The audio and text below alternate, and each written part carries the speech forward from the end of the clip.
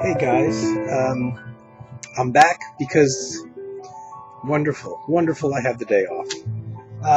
Still flustered, had a really bad week at work.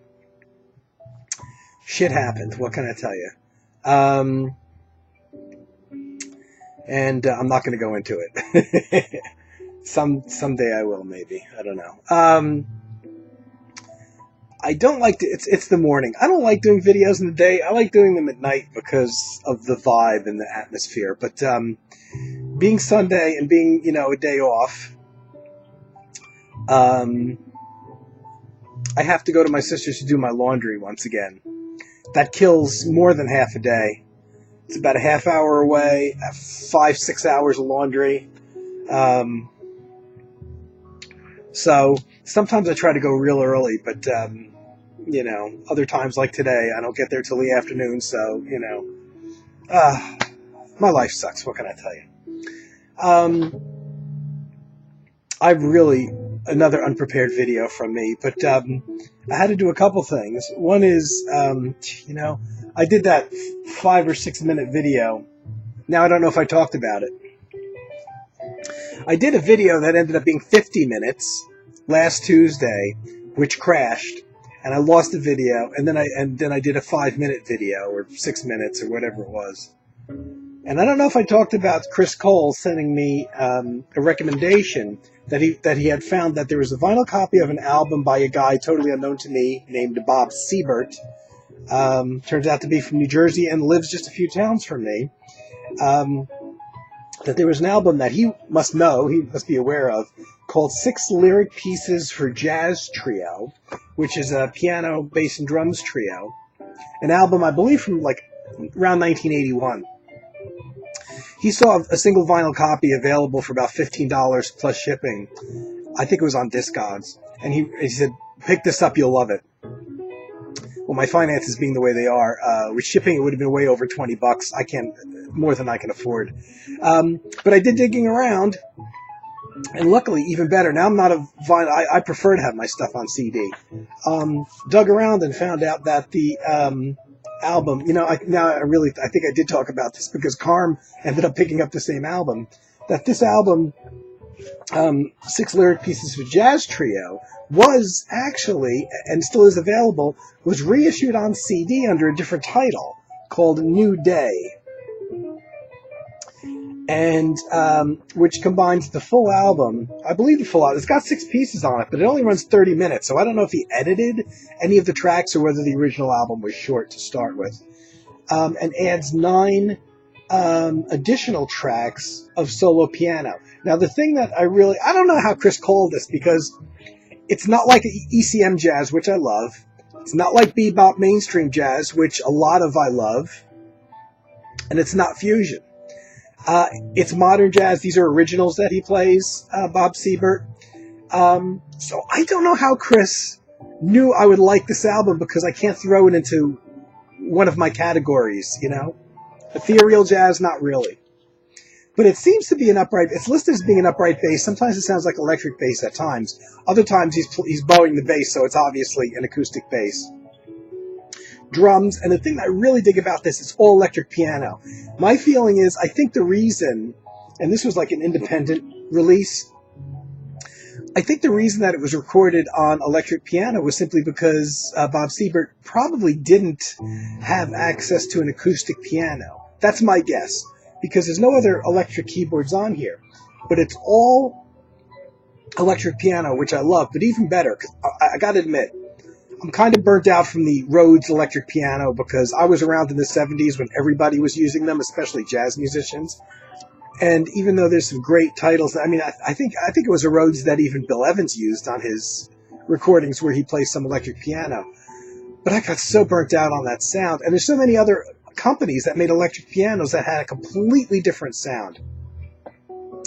And I love the Wurlitzer, and I believe that this is a Wurlitzer electric piano that Bob Siebert uses on this album. It has that warm, I can't describe it, warm sound. To me, the Rhodes is always a very foggy sound. The Wurlitzer is a nice, warm sound. I can't describe it any other way. Not necessarily closer to an acoustic piano, but just it's got its own sound. I'm pretty sure it's a Wurlitzer he used, which I love. I never find recordings really rarely too much Wurlitzer electric piano. Every once in a while, the Terry J. Ripple Dijonette Miroslav Vitas album from '78 uses. I'm pretty sure it's only on one track though. Pretty sure, I think it's Will, the track called Will, which is a Miroslav Vitas composition. I believe that uses a Wurlitzer. I love that sound, and you just don't find it too many places. There's another company, RMI. I remember I almost bought one of them once, that made a very small, very portable electric piano in an age when even most electric keyboards were still much heavier than what they've become today and large. And RMI has a really, really great sound. A couple progressive rock dudes used that. I never really found a jazz person that used an RMI. A different sound than the Wurlitzer, but closer to the Wurlitzer than Rhodes, a sound I really liked. Anyway, I don't know how Chris called it. So this album reissued as New Day with 9 additional pieces. 9 additional pieces were, it seems, there's 2 copyright dates on here. 1982, which would have been the original 6 tracks, the 6 lyric pieces for a jazz trio, I'm guessing. And 1991, 9 years later, which probably is when the additional 9 pieces were recorded. Their solo electric piano as well. Some of them are a little weird. It's like, some of them are a little funky. It's like, I didn't know if he was serious when he recorded a couple of these pieces that are improvisations, some of them. But then there's others which are great. So highly recommend it. I think he sells, did I see this on CD Baby, where I sell my CDs as well? Yeah, it's around. This is definitely still in print and worthwhile.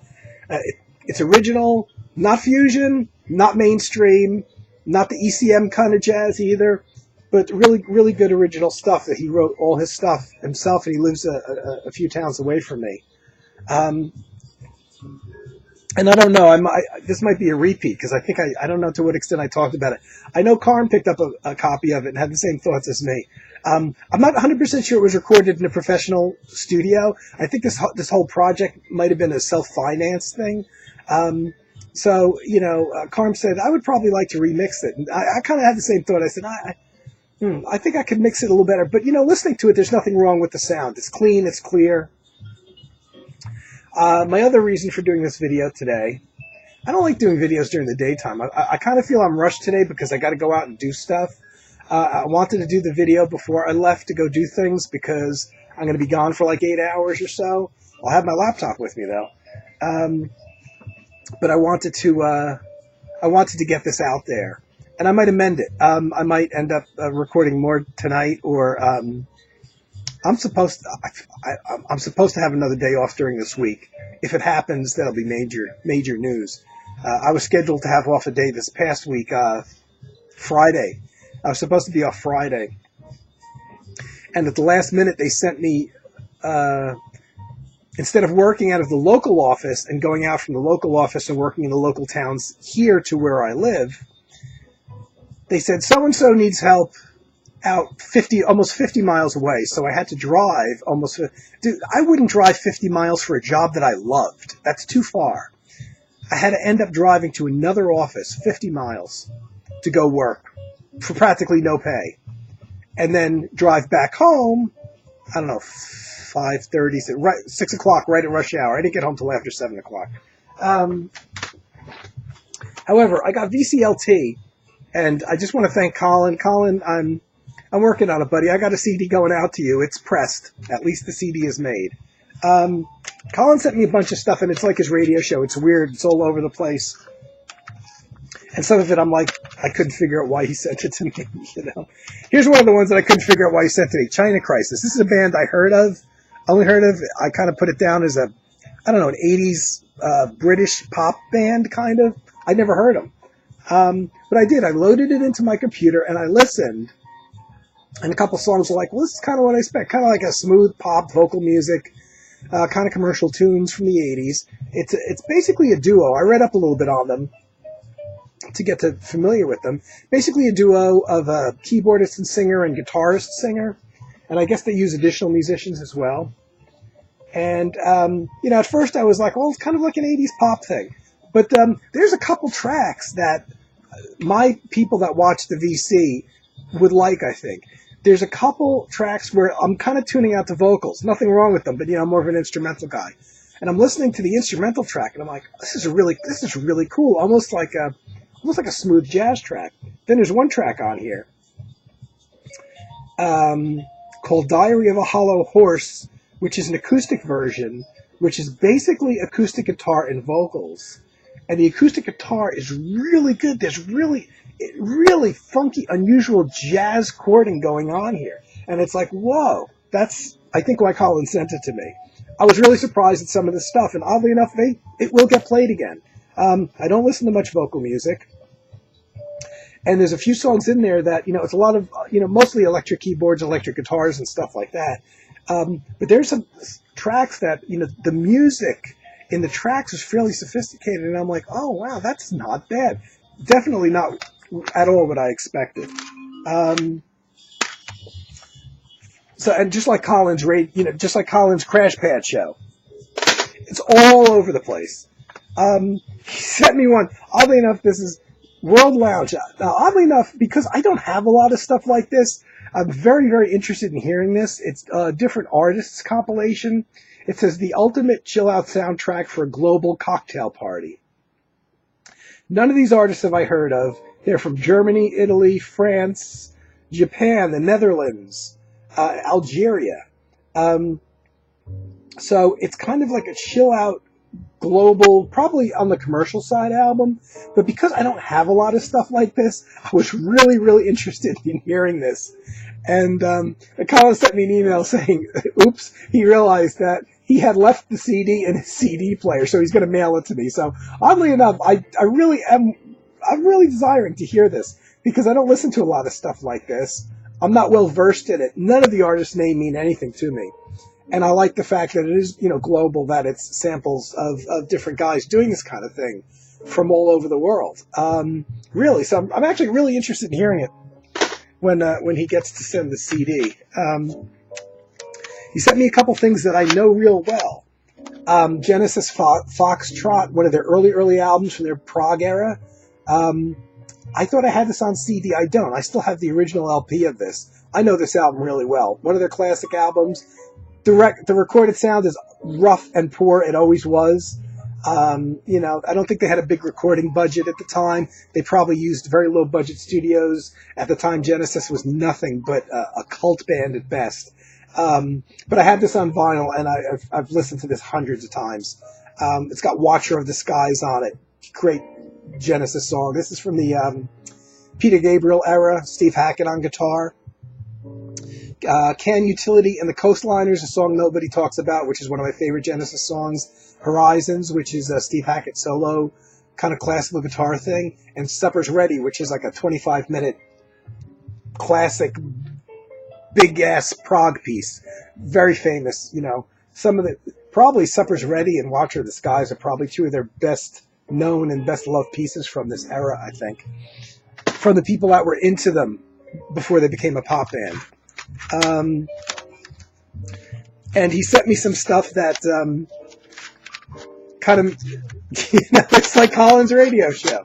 He sent me Deep Purple's Machine Head. Well, I don't know, Colin knows this. I don't know how much I mentioned this, but this was my band in high school. I was a Deep Purple fanatic. Oddly enough, this is their most famous album. I don't think it's one of their, I think it's one of their weaker albums, actually. Oddly enough, though, I know every single note of it because when I was in high school, I listened to it hundreds of times, as well as all of their stuff. I know, so it's weird to see that again.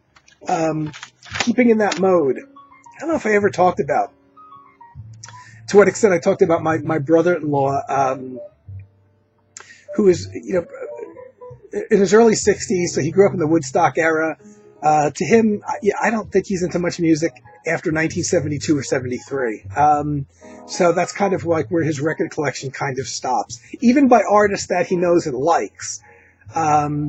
It's weird. He kind of stopped with Pink Floyd's Dark Side of the Moon and never got into Wish You Were Here, the next album, for instance. that was the new stuff to him. So it's kind of weird. Even bands that he liked, he kind of stopped at that set, like 1973 period or so. But here was a band he was into. Back when I first got to know him, I was in high school. And so I was into heavy rock still then. And Iron Butterfly was a band that he has, Inagata Devita. That's the album that he has by them. And for some reason, I've always been interested in the band. Even though I really don't have much of their stuff, so it's nice to have this. Thank you, Colin. It's a real 60s band, 4-piece, essentially. Bass, guitar, drums, and keyboards. The keyboards are very much out front. Lead singer was the keyboard player, Doug Engel. There was a break-off band that one of the guitarists, they switched guitarists in Iron Butterfly constantly. One of the guitarists, Larry Reinhardt, I think his name was, he's just called Rhino. And their bass player, Lee Dorman, split off and formed a band called Captain Beyond, which was a cult band, which oddly enough had the original singer of Deep Purple in it. And I really dug the first 2 albums by Captain Beyond, with Rhino and Lee Dorman on bass, and Rod Evans, who was Deep Purple's original singer, on vocals. Really liked those. And they're not too heavy. They're albums that I still could actually listen to this day. And sadly, both Reinhardt, the guitarist, and Lee Dorman, the bass player, passed away in the last couple of years, within a year of each other. And this was a best of album of theirs that came out on vinyl, and so when they released it on CD, it's short. They didn't pack it with any extra tracks. They pretty much just released the way the original vinyl was. But it's I wouldn't go buy their whole catalog. It's a 60s rock group, so it's nice. This is one band that's probably nice if you're ever in the nostalgic 60s mode or whatever you want to call it, to have an album by, because it covers some of the different personnel that went through the band.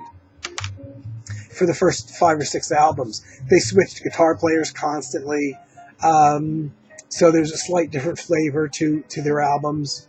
It was really the keyboard player's band. He pretty much initially wrote all the music, did the vocals, played the keyboards. The band existed after this. I have a story about them, but it's probably too long. My uncle actually met them in New Hampshire once. What else? This is the only one, besides the world music one, which didn't have a CD in it. I haven't listened to this one yet. It's a compilation, Opus 2, Spring 2008. I don't know if this was a commercially released thing or not. It's a compilation, but it's got to be the weirdest. My computer's freezing again, which is not good. I've been having problems with my computer. This compilation has everything from Rolling Stones Live 1969 from their Get Your Yayas Out album, doing a Chuck Berry track, to Al Jolson and Bing Crosby doing a duet. This is all over the map. Early Van Morrison.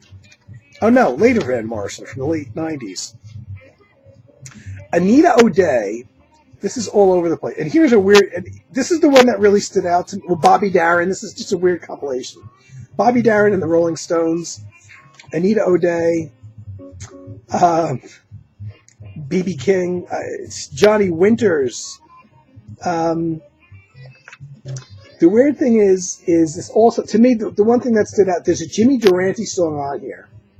I believe it's from 1944. That's really weird. The Rolling Stones and Jimmy Durante on the same CD. Now, I know people my age that don't know who Jimmy Durante is. And the only way I know him is because when I was a kid growing up on TV, there were movies that were playing, that were already 30 years old, and that's where I know Jimmy Durante from. I forgot to look up when Jimmy Durante died, but he was still alive when I was a kid, I'm sure. But it's weird having a Jimmy Durante song on a disc, I just gotta say. Weird. Further weirdness from Colin. And this is interesting. I actually want to hear, I have this loaded and I haven't played this yet. Jefferson Airplane, the original Jefferson Airplane, an album that is widely held as being one of their best albums. Early album by them called After Bathing at Baxter's. An album that I've actually read a lot about and never heard. I've got it loaded on my computer. Haven't played it yet. This is a reissue, I guess, with bonus tracks on there. A live version of one of the tracks on there. And it seems like this is one of the albums that they made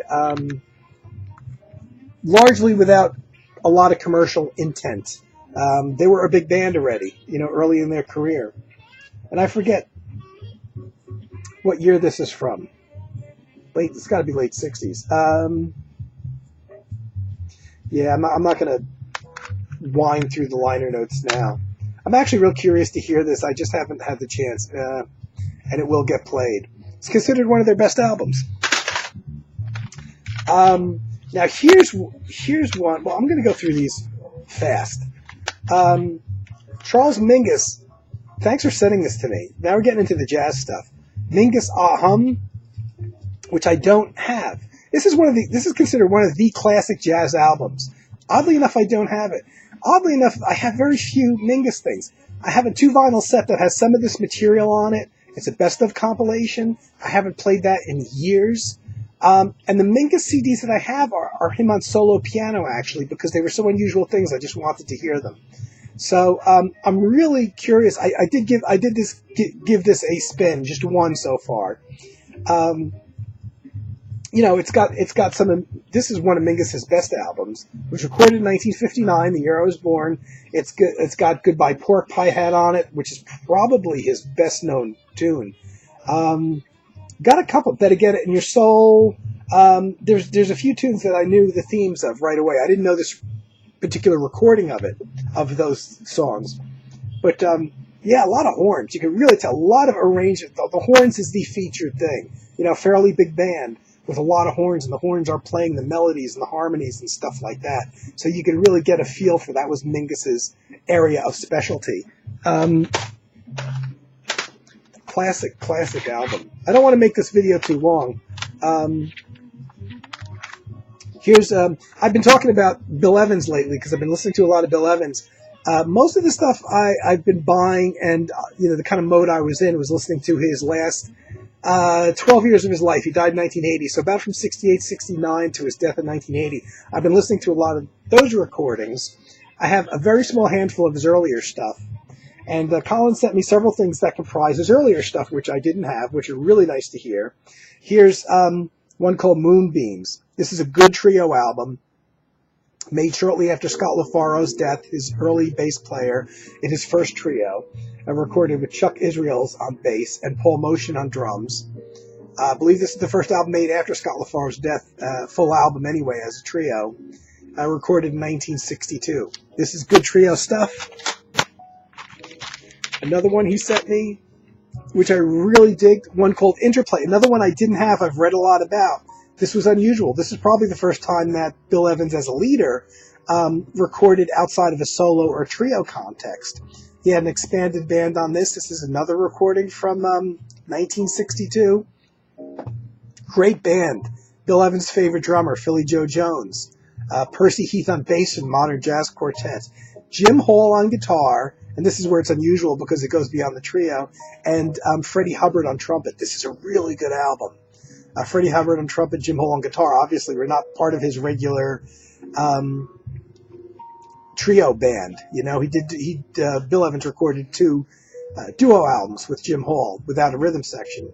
This is a really interesting album. And I do have a couple things, 2 albums that Bill did with similar quintets in terms of, using guitar and another horn player that he did in the late 70s, early 80s.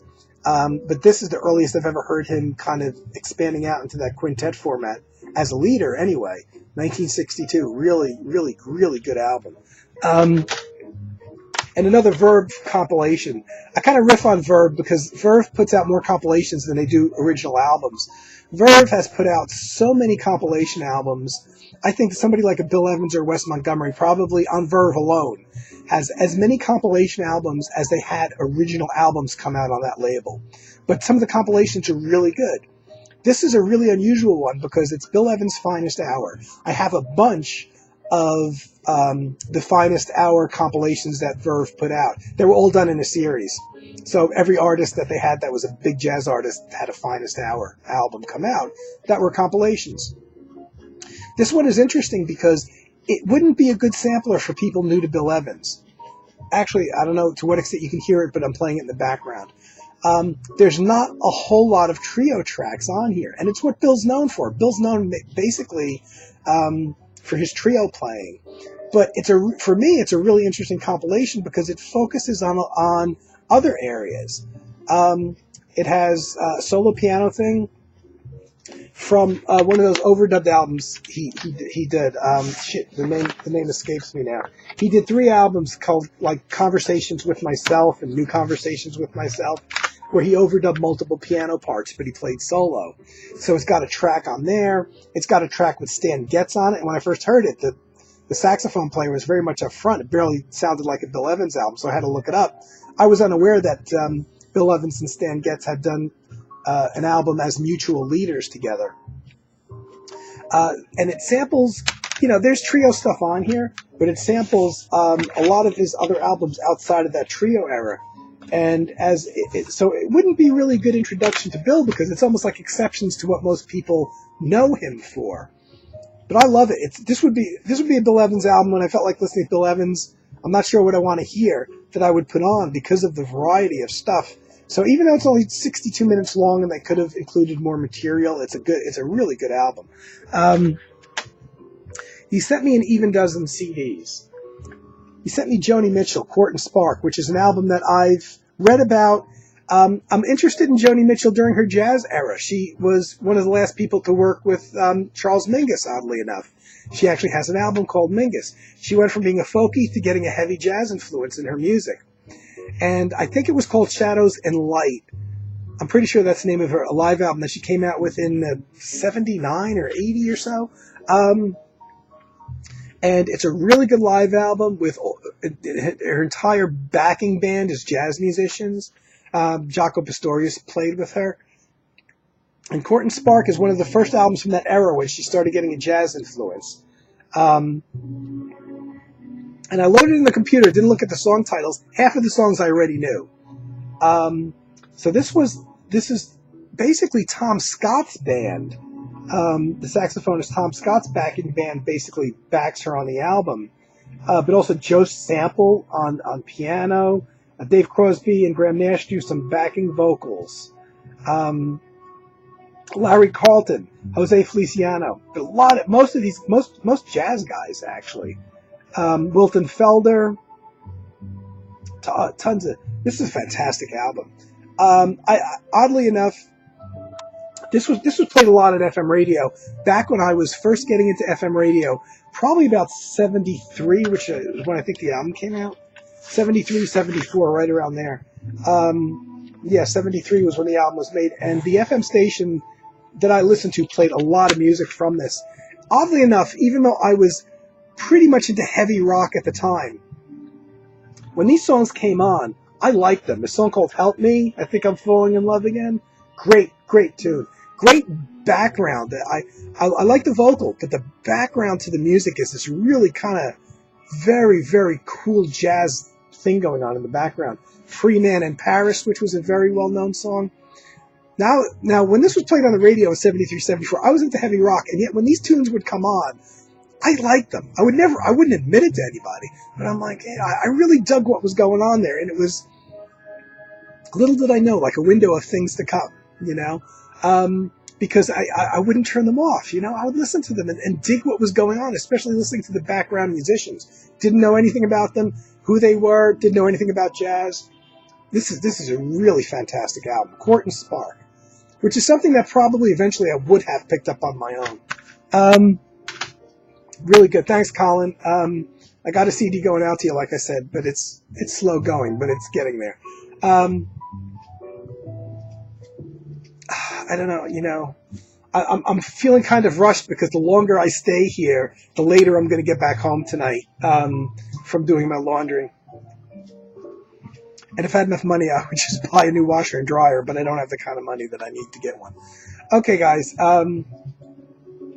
I'm going to come back at some point, probably on my next day off, and do some ranting and raving, and probably not musical stuff. I got to get caught up on VC videos. Tons of people have done videos that I have not gotten a chance to watch. I've never been so busy. You know, I had a 12 or 13 day stretch with no days off. I went into work on Tuesday. They told me you've got the day off, but at that point I had lost, a bunch of hours getting ready for work in the morning and all that. I had to run around and do things like get my glasses fixed, so the day was gone before I knew it. So I'm going to try to get to all those videos that I missed. I hope everybody's doing well. Thanks, Colin, for the stuff. And I'll be back to bitch and moan about something or other as soon as I can. Take care, everybody.